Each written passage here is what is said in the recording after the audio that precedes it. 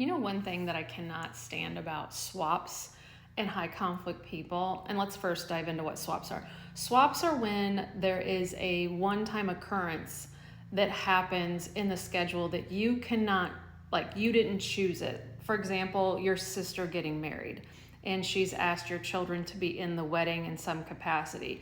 Now, most sisters are going to know that you're high conflict and probably would pick a date that works, but it's not about you, right? It's about them. So now your sister's having a wedding. The kid's aunt has asked them to be in the wedding, but it's your ex's weekend. Now, in a typical divorce where people, don't hate each other and can respect each other and do what's best for kids, I will be able to simply call and say, hey, can I have this weekend? Sister's getting married. This is way in advance because weddings are planned a year in advance, if not 6 months in advance. And my ex would be like, absolutely. I'd love to have the weekend back though. Can I have and we talk about just swapping weekends.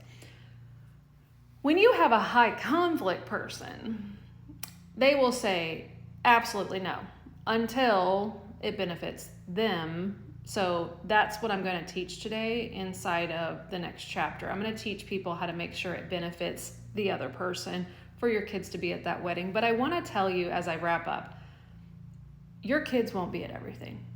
They just won't. There is no way you're going to get a high conflict person to say yes every single time. So I need you to wrap your head around the idea that you just won't have your kids at everything anymore once you get divorced, especially with a high conflict person. I'm sorry, but you will show up to events that your children were invited to without your children. That's just reality, okay?